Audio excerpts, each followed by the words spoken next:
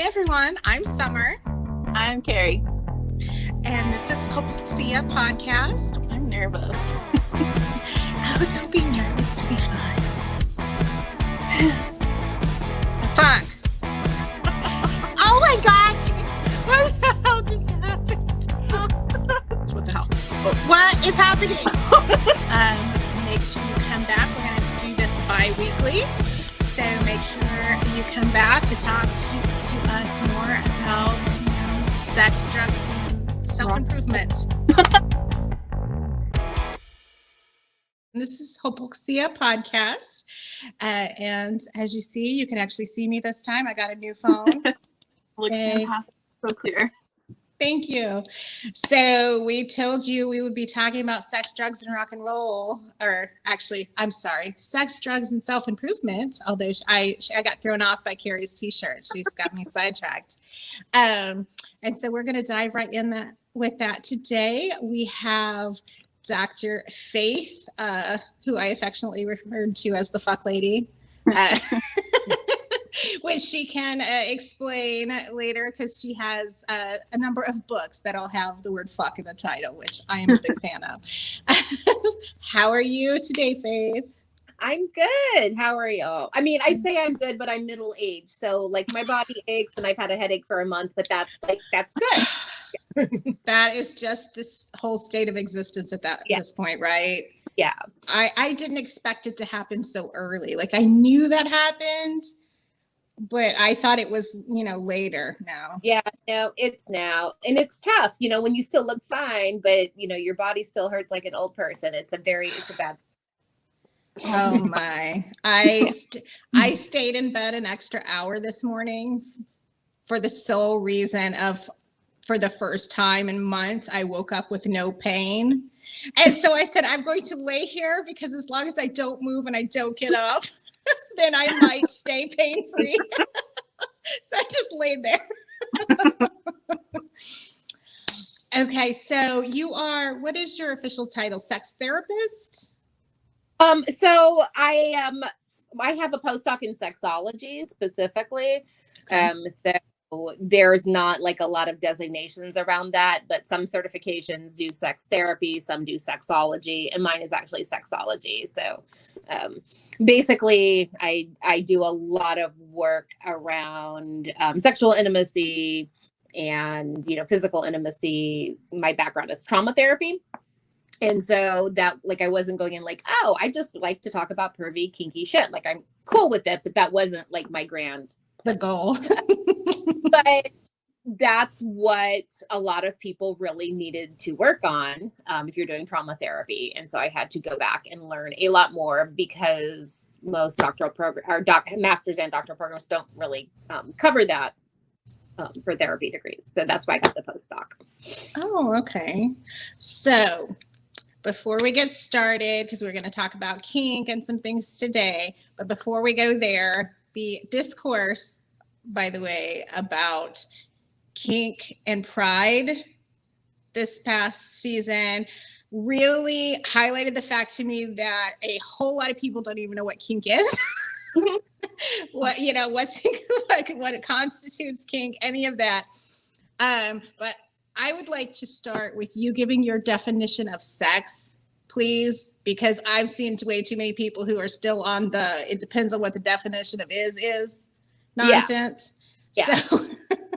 I mean, I talk about sex, and I did a TED Talk some years ago, and started with a definition, and it was really about this involvement of, it doesn't have to be genitalia, but involvement of any sort of erogenous zones for the purpose of pleasure, of connectedness, those kinds of things. So I have a very broad definition of sex because there was a lot of people that don't have, P and V intercourse and don't want to, and it has, and so we have to be expansive to how people express themselves or don't.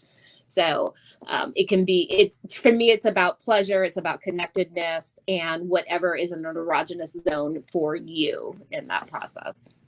Okay, so since the posts about soaking and hump jumping just went viral again,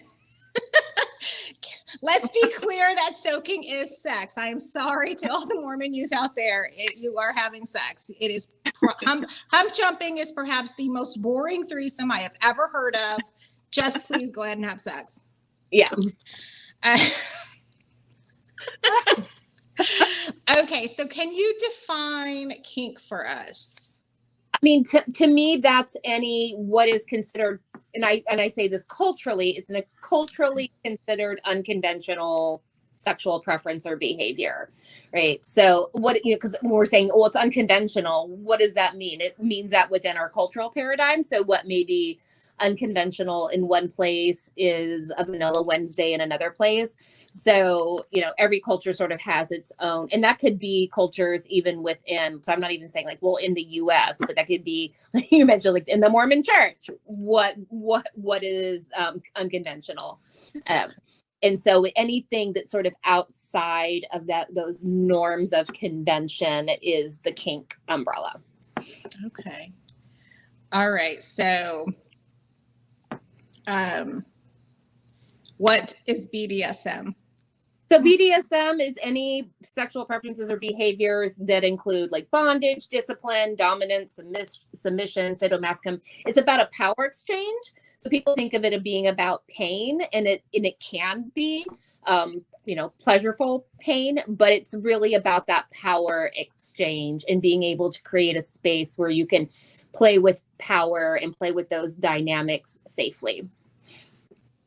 Okay. Because that's what Carrie's into, right, Carrie? I am a dynamic. Yes, she mentioned that before. So I have a question about when we had talked before, when I had the old podcast, Carrie had mentioned at the time, we were talking about porn. And she had mentioned I think the quote was, "I'm really into BDSM porn for some reason." And I think we've now established the reason. So is that pretty typical? Like that people aren't necessarily so aware, so they're only partaking of it like in the form of porn, but as they get more comfortable, they explore it? Is that pretty typical of how the evolution goes for people, or? I don't know that I've seen any research about that. And of course, being sexuality is so nonlinear. I don't know if that would even be something that we could get really good numbers on. We do have a tendency to like what we like in terms of watching erotic performance. For some people, that's very much fantasy based, and it's not based on what they actually like to do. That's just a different playful space for them to be in. I would say BDSM is becoming so much more common now that it's probably less of a thing that you had to either like bump into a partner that already had experience in that area, or you bumped into erotic performance stuff around it, that you had ended up at a drag show that involved that, or porn or erotic imagery or something that involved that. But now, like with 50 Shades of Grey and everything, it's so prevalently out there. And by the way, 50 Shades of Grey is not BDSM. It's abuse. Thank you. Yes. But that opened people's interest into that. So there may have been people that like really sort of jumped into experimenting with it in person versus seeing, reading about it, seeing imagery or whatever, because of the movies and those heinous books. Yeah. Yeah. Awful. So how did you get into it, Carrie? I think I always kind of had like a tendency to go more towards it, and then I just kind of like started exploring like the porn side of it and like researching, and then one day I was just like, I'm gonna do it, and here I am. It was pretty like slow journey for me though. So once you decided you were going to try experimenting, what did you do? Go look for a partner who was already in the scene, or what? I researched a ton before I ever like started thinking about being in the scene, because I wanted to know like what it was and like definitions of things and how people talked about stuff way before I ever wanted to do it, because that terrified me. Okay. Just being like headfirst into it. After like researching it, then I started talking to like people about it. and then started like trying to be in the scene. My journey was pretty like baby step-ish. That's her anxiety. She's got to go really slow on everything. And I mean, and that makes sense. And if whenever somebody like therapeutically that's exploring that, that's what I suggest is, these, terms to know. What are you looking for in terms of red flags, green flags? Somebody, there's a difference between somebody that's a dom and somebody that's abusive. How does the power dynamics in exchange work? We talk about like going to a munch and meeting people. I'll try and connect them to other people in the community that, have really worked hard to create like these very safe spaces. And so that to me is makes far more sense than like jumping in and you're like, hi, I was vanilla yesterday and now I'm on the inverted cross play. I don't know how I feel about. Okay, so can you go over real quick the difference between a dom and someone who's abusive? Because as we know, a lot of the general public has only seen examples of abuse called BDSM. Yeah. Well, and I mean, the big thing that I think of people who don't know a lot about the scene don't know is the dom is not the person with the power in the dynamic. The person with the power is the sub or whoever is playing that role in that scene, because the sub is the one that's having to set the boundaries, right? And saying, this is okay, this is not okay. Being a dom is a lot of work because you're like creating the space for somebody, and somebody that's abusive is not doing that, right? If somebody is abusive, it's about them and what they want, and they're pushing boundaries. Either they're being physically aggressive or they're being whiny and shitty when they're not getting what they want. And that's the exact opposite of what a healthy BDSM dom does. It's not abusive at all. They're creating a space to give somebody an experience, and they're enjoying that experience as well. But they have to be in complete control of, what they want, because they have to be able to pull back and stop at any time, no matter how excited they are. That they're working harder. When I have friends that are, trying out that space, I'm like, oh my God, being a dom is exhausting. I don't want to whip somebody that much. I was like sweating. It was a lot. And so that's what people have this idea, that's when I say like, this is very much about a power exchange and playing with power in a different way. And that's one of the prevalent ways that we need to think about BDSM differently. Because I have people that say, oh, well, this person suffers a significant trauma history. And so they're reenacting that by being a sub in a BDSM scene. And I'm like, no, they're probably healing that because they now have all this power in the situation, and they can create this experience for themselves where their boundaries are being respected. And so that can be an incredibly healing experience if you have a trauma history. I think that's why I enjoy like a lot of the scene play and like the power exchange part of it, because it seems like it helps a lot. Yeah. And the differential that I always ask about therapeutically, if somebody's worried, like, hey, I'm watching, like, I'm getting into this stuff that is like, I'm getting further out, from vanilla, or I'm watching erotic performance stuff that's a little dark, like I'm darker than maybe that I thought that I would. And I'm trying to parse out, am I being like reactive to my trauma? Or is this something that I genuinely enjoy? And for me, the question is, well, while you're engaged in it, what's going on? Does it feel like this compulsive thing that you're having to act out and it doesn't feel good in that moment? And I'm saying orgasm aside, right? Sexual excitement aside, but like your mental and emotional space. How do you yeah, I love it. It's so great.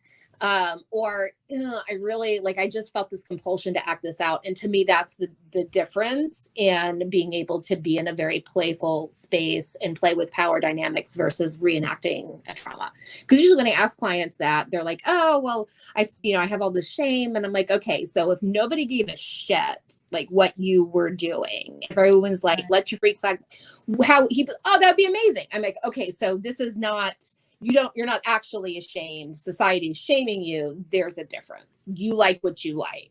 Yeah. The problem is other people do not like you liking what you like. Yeah. So how do we actually develop I guess our preferences? I don't really want to say kink because, like you said, that's defined outside of us, but it's all about what we like. So how does that actually develop for people? There is where there's not a lot of research. I mean, funding research in these kinds of areas is difficult. I mean, there's a few people that are working very hard to have better research. Not just around kink, fet, BDSM, but around, porn use and all these other things. Like Joshua Grubbs, if anyone follows him on Twitter, does a ton of research in this area. So we do have research that shows, for example, people who express interest in BDSM get turned on by BDSM porn, the way people who like a more vanilla approach get turned on by vanilla porn. So some of it's just like that, just people be like that. We do know that people who are on that higher end of the sexual bell curve are more likely to engage in kink, fet, BDSM. I mean, I liken it to, like, if you have this restaurant that you like and you only go a couple times a month, you're probably going to get just like your favorite dish on the menu when you go. If you eat at that restaurant like all of the time, you're probably going to try different stuff on the menu. Just for like, if we just are very highly sexually active with ourselves, with others, we're going to explore more in that area rather than just have the same wink every time. And again, it's about being able to play with power and control, which can be something that people like as a part of it. And we're adding sexual excitement to that, but it's doing more than that. It's a safe way of playing with sexual fantasies. Like close to half of women, cis women, have had a fantasy about rape. Does not mean that we want to be raped or sexually assaulted, but being able to play with sort of those fantasies in a safe space can be a really cool and fun experience. And then we also know that certain things exist for survival of the species, that there's evolutionary benefits to a lot of these things.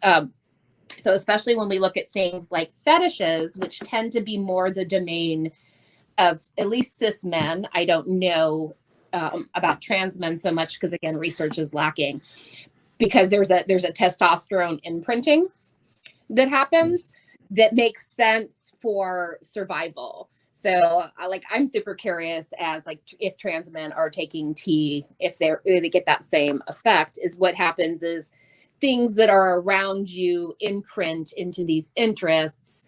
So we don't, again, not a lot of research, more case study stuff, and it's not trauma related stuff, but like, oh yeah, I was really into Western stories, and the girls were always tied to the tracks, and the cowboy went and rescued them and untied them, and I would get like really excited in these stories, and that's why I like rope play now kind of stuff. Like there was an imprinting that happened, but we know that the imprinting makes sense because there's always an uptick in like things like foot fetishes. At the same time, there's an uptick in STIs in any area, because then when syphilis was through the roof, there was an uptick in foot fetishes because syphilitic sores don't hide in toes.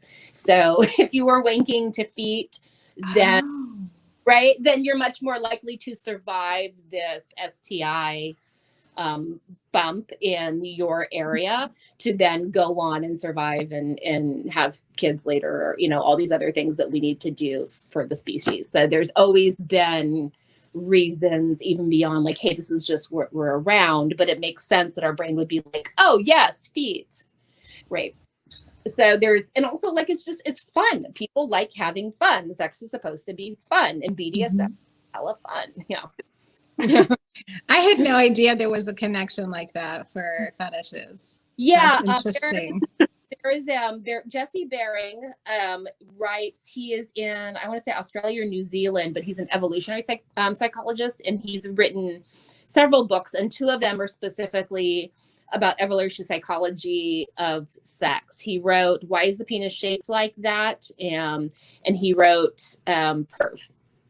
And so a lot of those are like based on what we know about evolution and patterns that we can see in this demographic data is, yeah, like syphilis got really bad in this time period, and all of a sudden there was a bunch of foot porn, and and then we can sort of make these connections of why these things are happening and make sense. So those books are really good, and it's really helpful, like, because working with clients, I can be like, oh yeah, that's super normal. And that's not even just me saying like, do whatever you want, I don't give a shit. But no, there's very good reasons why you're into that. It's not just because you're a fucking weirdo. Not that there's anything wrong with being a fucking weirdo, but you're a fucking weirdo for reasons. Yeah. Okay. Now, I remember I learned from you that humans made dildos before we even invented the wheel. Yes. So, But like so, 5,000 years. Yeah. 5,000 years. We got them priorities, man. I tell you. So, do we know how far back porn exists? Well, and what's interesting about that is, yeah, we kind of do. So David Lay, if your last name is Lay, you have to be a sex researcher. I think them's the rules. But he's like another really good person to follow on sex therapy Twitter. Is one of his books. He wrote Ethical Porn for Dicks, which is a great book. He also wrote The Myth of Sex Addiction. But Ethical Porn for Dicks, he talks about, and he actually shows the images, sort of the cave painting images depicting sexual acts, and also points out that not only did they exist as like these still images, that they were typically painted in places sort of like behind where fires would have been used. So like it was on the cave wall, but that way, like the smoke and the flames would make the pictures move. Like, so that was really our first porn movies. Nice. Kind of cool. Yeah. So we've always had our priorities in that sense, and pretty much everything is invented becomes, like the internet was invented for the military and got privatized for porn very quickly. Pretty much everything we've done gets privatized for porn very quickly. If it exists, there's a porn genre for it. Yeah. And if there is a new technology available, we will find a way to like stick it up our butts or something.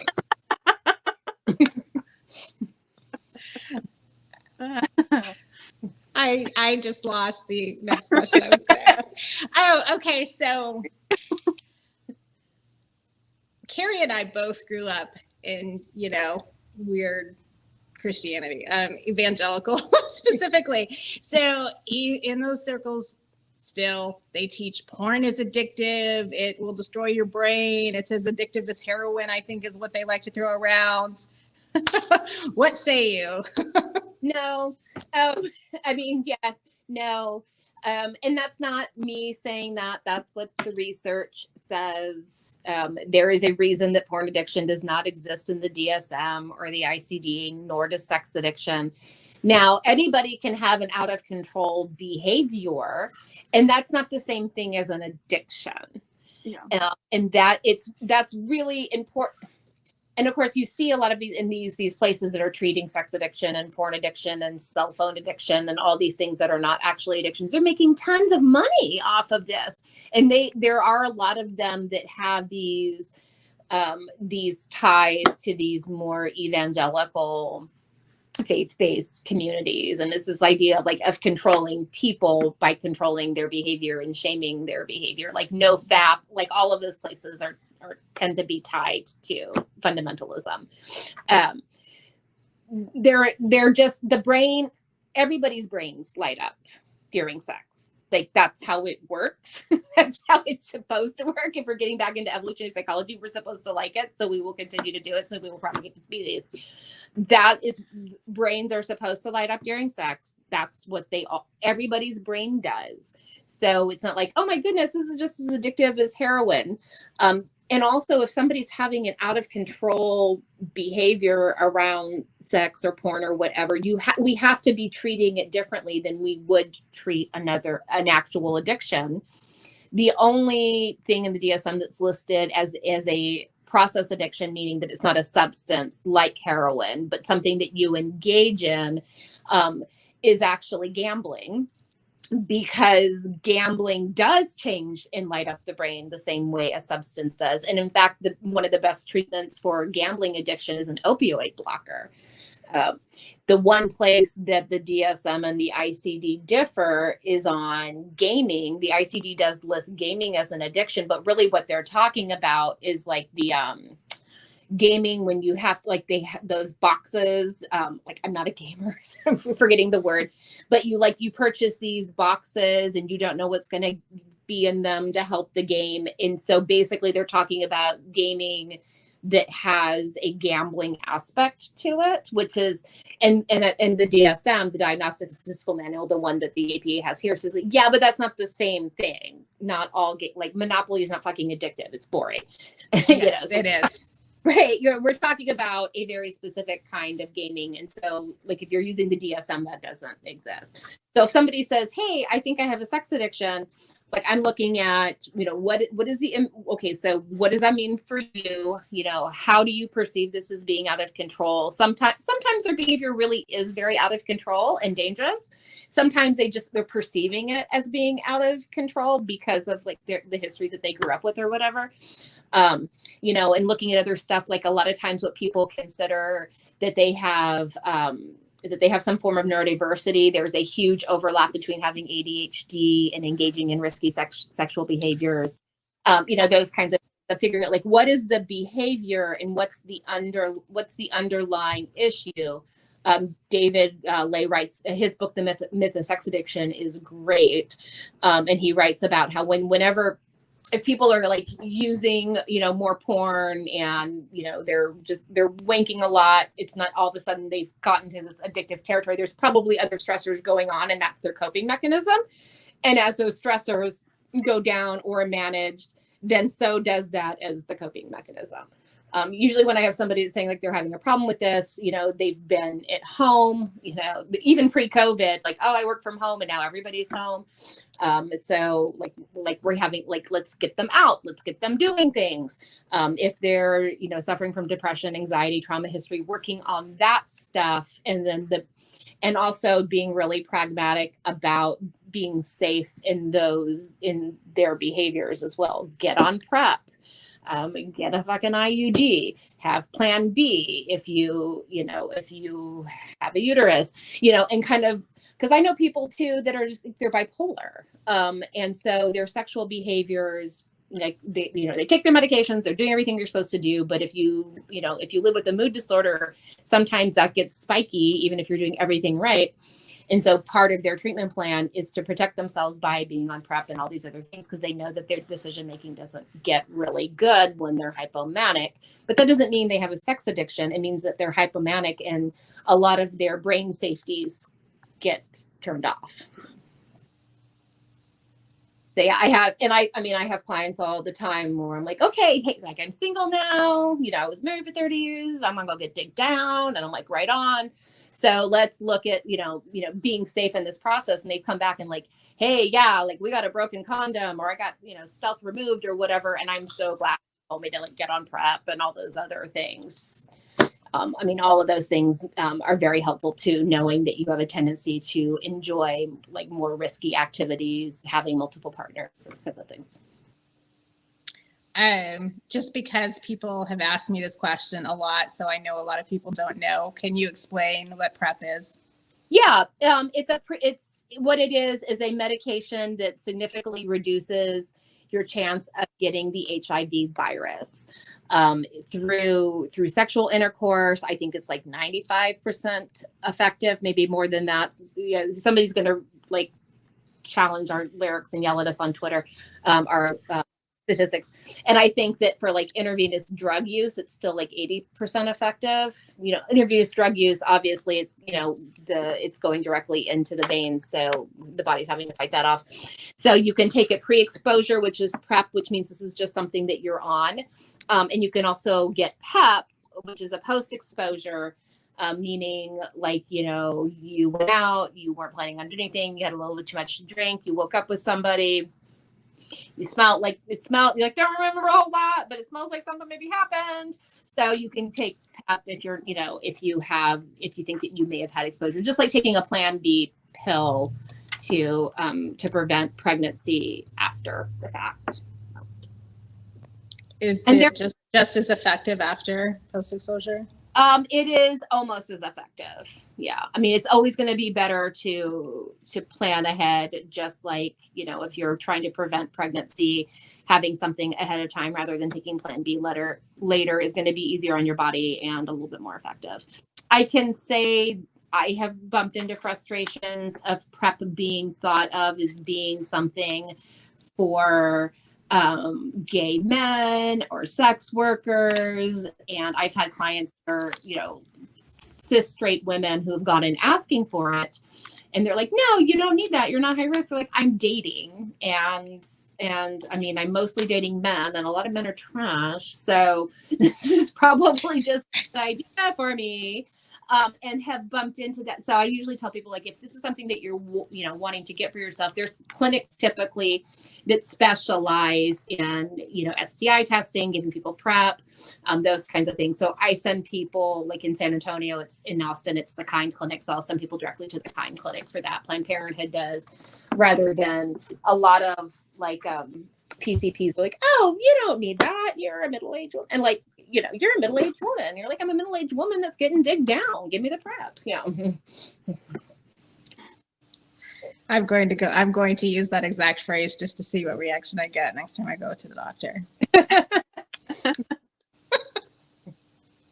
If they're a good doctor, they'll be like, hell yeah, girl. Yeah. I can tell you a lot of them do not respond that way. My doctor did. You've got a good one.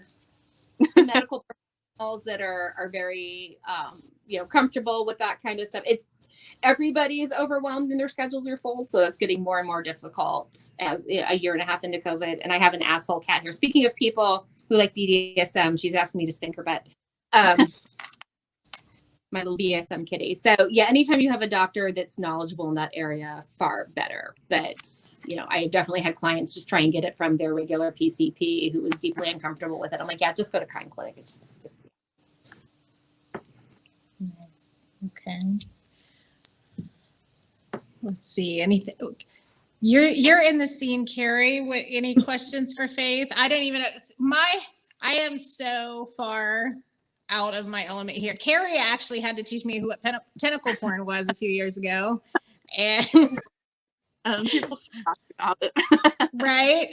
And so my only exposure to BDSM literally is I went to an author con one time, and I went to one of the little sessions where that was being led by an author who writes BDSM erotica. And she taught us how to make a couple of little flogs and stuff. And that's really it. It's basically what they said in that one session is basically all I know. It's such a broad category.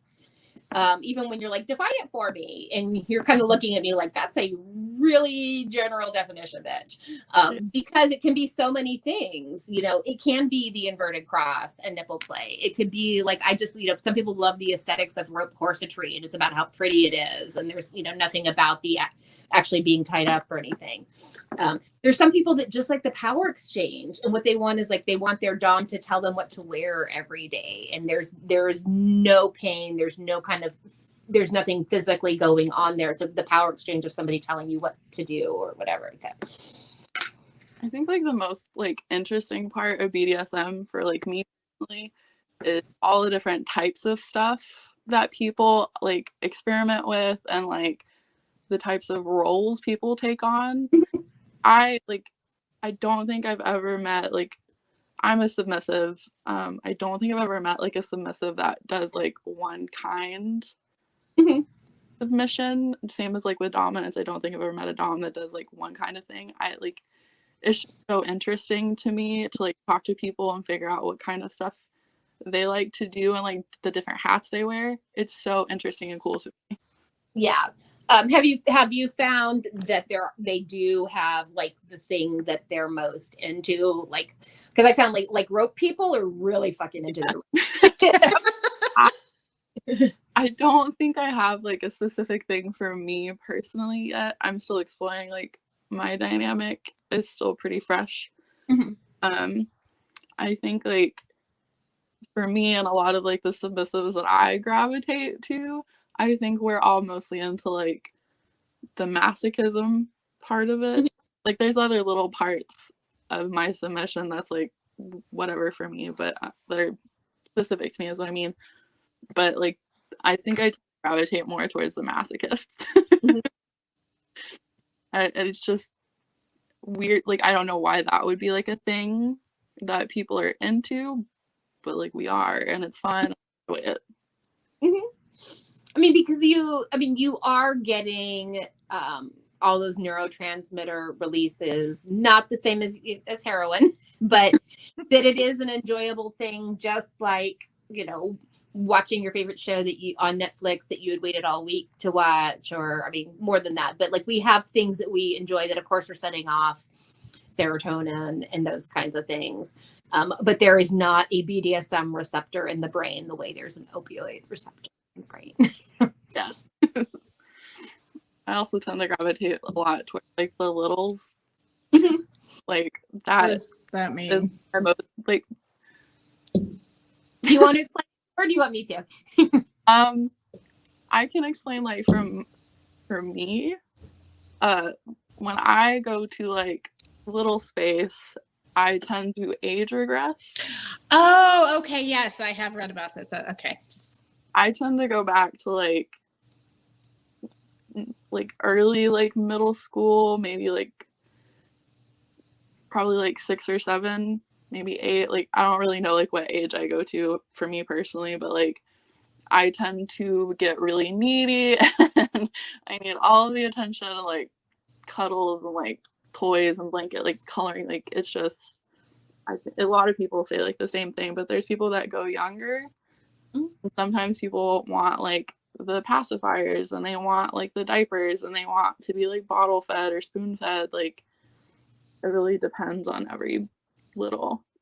For me personally, I like to have like stuffed animals and blankets, and I like to color and watch Disney movies and do that kind of stuff.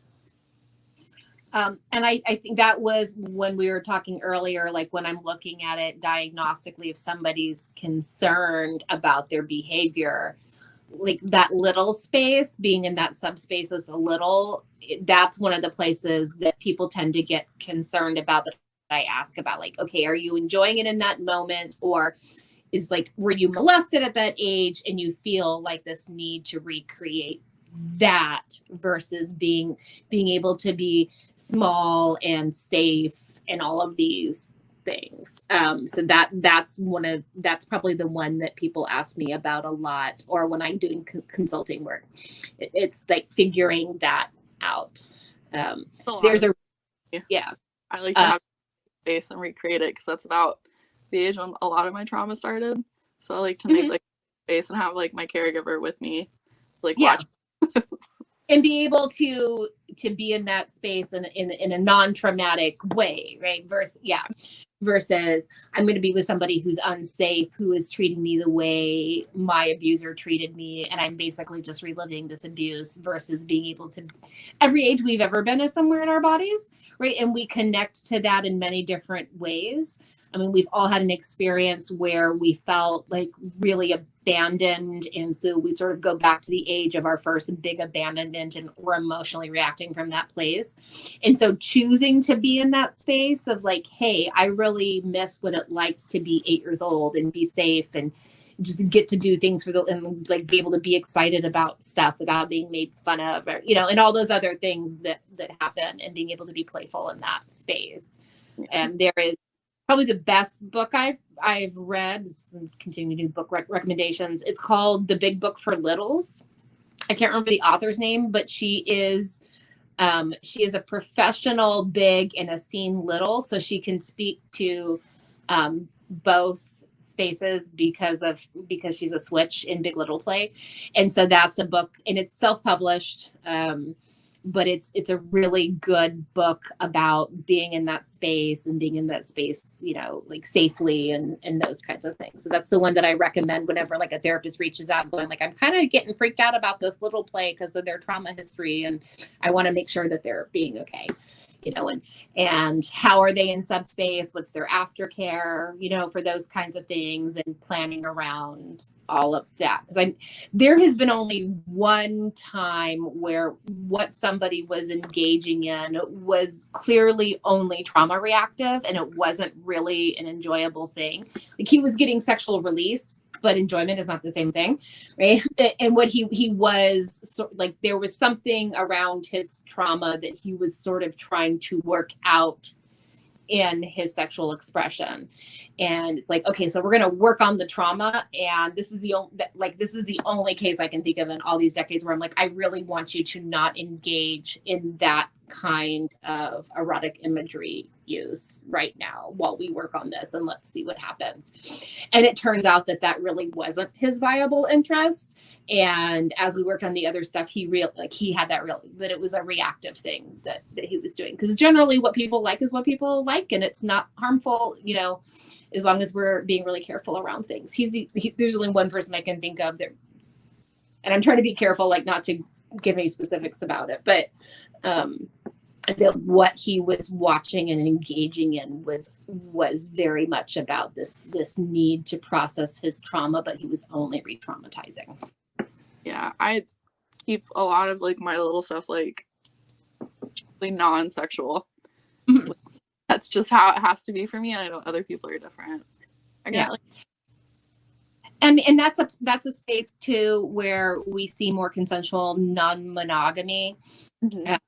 Because we have an interest, something like that, where, you know, the primary partner is not interested in that, but they're like, hey, but if that's your thing, cool, I want you to enjoy that. You're not my property. So having like, you know, you're a little and you have like this big that you see a couple times a month, fine. They talk the book, The Ethical Slut, actually uses that specific example of where like BDSM scene stuff can be. And consensual non-monogamy can be really helpful to each other.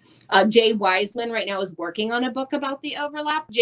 He's done, he wrote S&M 101. He's published a lot with Greenery Press, which is now a retired publishing company, but the sort of the publisher that really specialized in like kink type stuff was Greenery Press. So some of their books are still available. They haven't like all went out of print, but stuff is falling out of print since the company's closed. So I don't know where he's going to publish it, but the one he's working on now is specifically about consensual non-monogamy and BDSM as an overlap. And he's in his 70s. He's like the grandpa of BDSM. I'm definitely going to have to read like all of these books you've been recommending. So Jay Wiseman is a really cool person to follow on Facebook. And a lot of the stuff he's written, like you can, you know, buy stuff directly from him and stuff.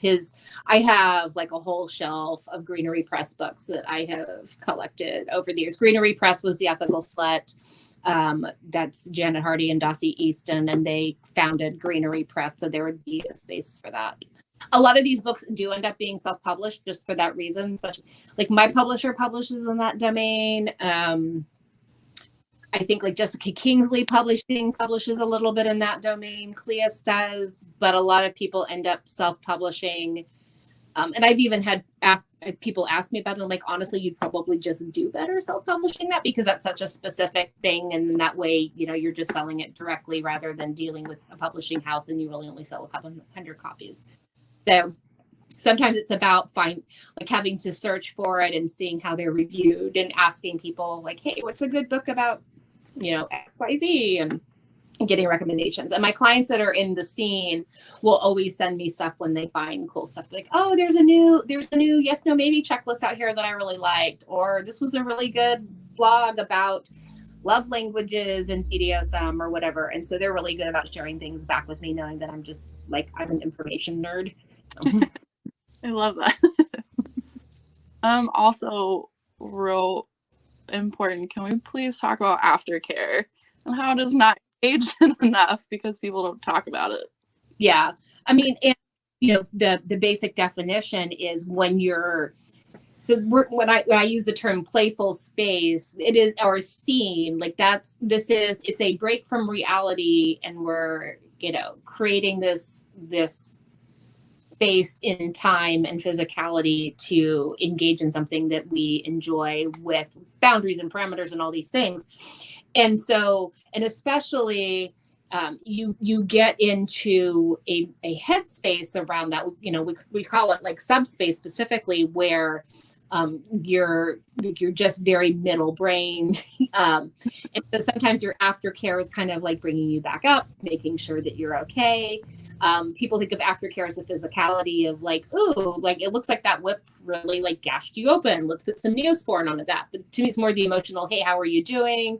Did anything maybe end up being more than you liked that you want to sort of take off your personal menu? And I think that I know that DOMs need aftercare too, because their role is so specific and they have to have so much control, and it's so physically and emotionally exhausting for them too, is making sure like they're okay. How did they feel about that scene? Was there anything that bumped into their boundaries, or they were uncomfortable with, or they didn't know how to communicate with? Because it can be very hard to communicate in that moment. A lot of times people are not very verbal when they're in their subspace, and so that aftercare can be also about the communication, not just like the cuddling and cleaning wounds or whatever. Yeah, a lot of it for me is like I need like the physical touch after it, 'cause I get really overstimulated in certain and you need to be grounded. Yeah I have to have it. If I don't, like, I'm never gonna play with you again. Like, and that's why contracting around stuff like this should include like the aftercare plan very quickly. Yeah. And also, and I tell people too, like if you know that when you're deep in subspace, you're not verbal, is you have to have like nonverbal signifiers, and you have to have ways of being safe and checking on safety specifically. Like I'm the geek that I go to like a meetup for rope work, and I'm asking questions like, what if you have diabetic neuropathy? What do you do? And my husband is always like, oh my God. Why do you take the fun out of fun? Like, but I have friends, and like this, who knows, and so like that kind of stuff is really important information, because I'm thinking, that's the stuff that I'm thinking about as a clinician, is not just people's, emotional wellness, but their physical. And so stuff like, okay, so you're tied up and you're like this, and you should be able to, still have sensation in your hands or whatever. Like, well, if you have diabetic neuropathy, you don't know. So part of the plan might be something like, okay, so, you're tied up like this.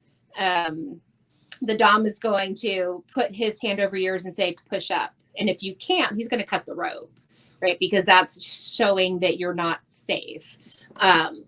So, or in the aftercare would be like, hey, we didn't do that, and I realized, I don't have a whole lot of sensation in that hand, and so I didn't notice that I had too much circulation cut off, and I'm really having some problems now. So that's something we have to be careful of. So aftercare can even be noticing those things that we missed. That's what my Dom and I we discuss like every time, even if it's just more like not so much like a scene, just like us, just having sex or whatever, like we still talk about it after every time and make sure everything's good. Like the very first thing like we ever did was make safe words and like signals for each other. Like if we aren't able to speak, if I'm not able to speak, and it's just so important. I don't think people talk about like safe words enough, or like aftercare, because aftercare is for every person, and it's going to be different between like DOMs and subs even, or like switches. Like I know a bunch of switches that need like specific aftercare for when they're a sub versus when they're a DOM, and people need to talk about it more. And I've seen, that's where I say like Jay Wiseman being such a good person to follow on Facebook, because he likes to posit those questions, and you see people with a lot of extensive scene experience talking about those things in the notes, which is super cool too. And you're like, oh shit, I didn't think about that. That's really important. That's cool. Because Jay is a Dom, and so he's one of the first people I said like, hey, Doms need aftercare too, guys. Like we're sweating over here. So that for people that are kind of interested in that, that is a really good person to follow and writes very well on the topic too. So how do we get people in general to talk about this stuff? Because I guarantee you, if I go to 90% of, say, I'm totally making that statistic up, by the way. Don't at me, please.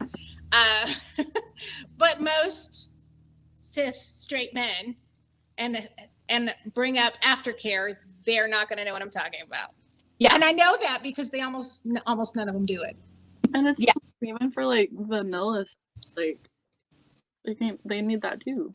Yeah. Right. So how do we get people to get more aware and start doing this stuff?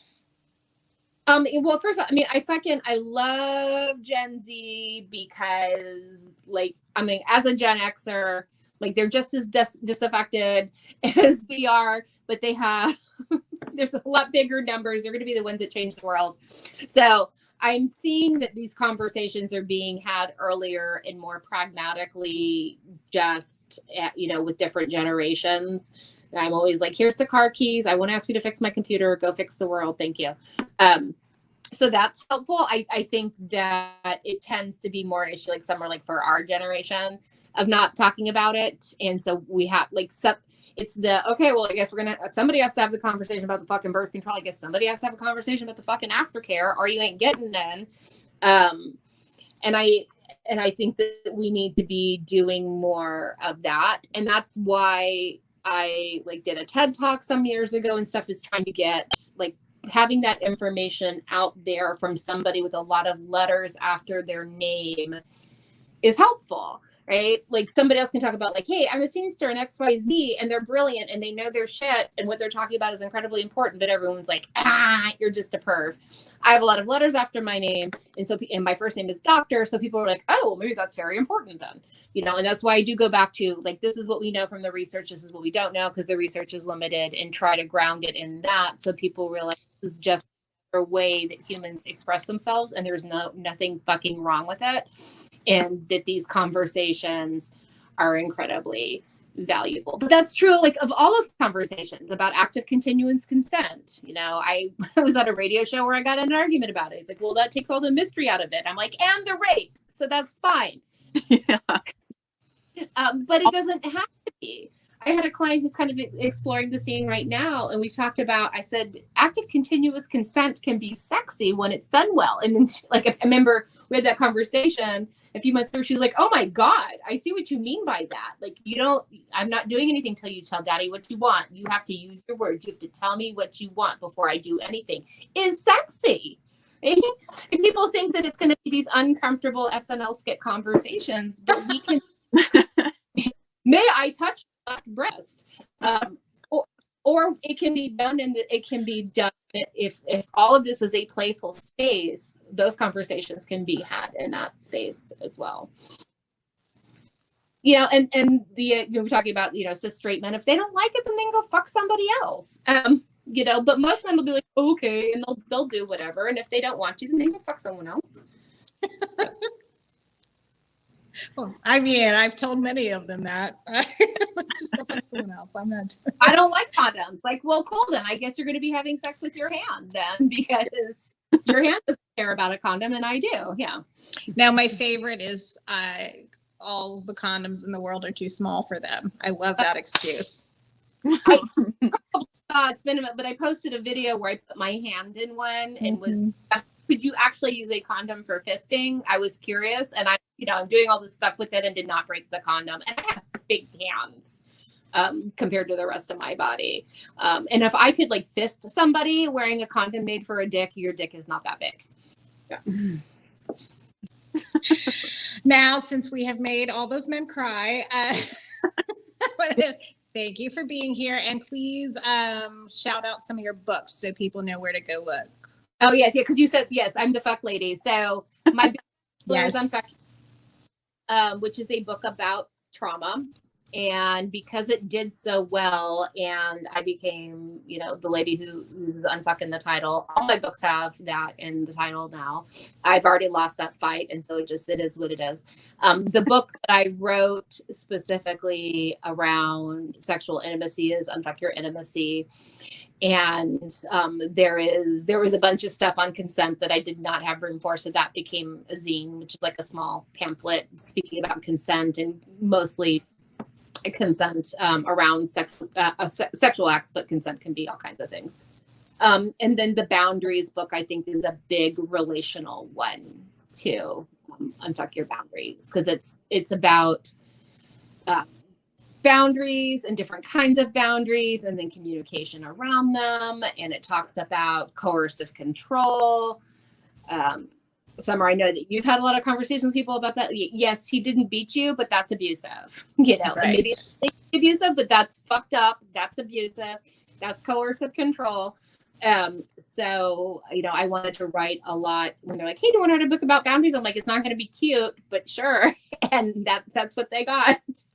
So that's a really good one too for people kind of trying to unpack that. I had somebody on Instagram comment. She's like, your boundaries book drug my ass into my bathroom and showed my face in the mirror. I hate you. Oh, wow. I'm like, that was like the best. That is like, yes, that was such a good review of the book. So I've written a trillion different books, but those are the ones that probably really relate to this topic. Is the brain book is really my original trauma book. And the intimacy one, like I talk about fantasy stuff, and I do talk about BDSM. I talk about sex not being addiction. It's a good overview of things that I've even had people like who were, you know, very highly experienced and comfortable in their bodies and all this stuff, like, oh, like I didn't even think about that. I'm probably actually kind of gray sexual, and I didn't even really think about that because I was comfortable with all these other things. And then as you're writing about this, I had aha moments of things that I thought would maybe be like dumb or basic or people weren't interested in. And I've had a lot of people say like, no, that was still really helpful. And it shows up on a lot of like queer reading lists specifically for conferences and BIPOC reading lists because it is inclusive of all these different experiences. You know, I use they, you know, pronouns. I talk about partners or, you know, not even like husbands and wives or girlfriends or boyfriends, but partners. And I want everybody to like be able to see themselves in whatever their relationship dynamic is in my books. I work really hard to make them inclusive because I want mainstream writing to also be inclusive. You shouldn't have to go to Greenery Press to see anything on kink. Well, I want everybody to go get the boundaries book because God knows we all need a lot of help on boundaries. And because so many, it's so normalized. You were talking about coercive control. A lot of things that are coercive control are so normalized that when I dare, whether it's, you know, personally or professionally, when I dare to point something out to someone, like that is not okay. They look at me with utter shock because they're like, no, this is just the way it is. So like, no, it's not acceptable, and you're not doing that to me. I'm too old for this shit. Weren't you here when I just said I hurt every day? I am not taking shit off of you. Right. I'm too tired to do that. Yeah. Having conversations with a family member about their partner, and I'm like, okay, every time you have a problem and you say this, and you know they cry and scream and XYZ and all these things, that's coercive control because nothing ever changes. That's the game that they're playing with you. Is they do shitty ass behavior, they get called out, they don't leave me, I'm so sorry, and then the same thing happens a few weeks later. So that's coercive control. That's abusive. That's not like, oh my God, I am so sorry. What do we need to do differently? Let's solve this problem. It's, you know, boo-hooing to have you feel bad and have you not leave. And then going back to the same shit is coercive control. Apologies without changed behavior are just manipulation. Mm-hmm. I work at a psychiatric hospital with teenagers and I have to tell them that every day. Yeah. Every day. I do so much. Okay, no, we're going to name it, claim it. That was abusive. I have those conversations with people all the time. I understand, like, and I do that with people that have engaged in those behaviors. I'm like, okay, so what you did there, that's it's abusive. You stop that shit, you know, nicely and therapeutically. But, you know, that is not, and, you know, that is not acceptable. And I understand that the world thinks that it is, but not here. And you're not going to like me much as a therapist, maybe, and you may not come back, but we're going to name it, claim it. Yeah. Well, thank you so much for being here. I really, really appreciate it because I know you swore off podcasts. So I appreciate you coming here for us. The running is only BIPOC podcasts right now. Oh, okay. All right. Fair enough. Well, we are honored that you came here for us. Don't tell anybody that I was here. That's the only thing. Okay. Your secret is safe with us and the internet. Yeah. We totally recorded this in 2019, guys. All that stuff about pandemic was just foresight. It's yeah. We are very gifted psychics. Yes. Yes.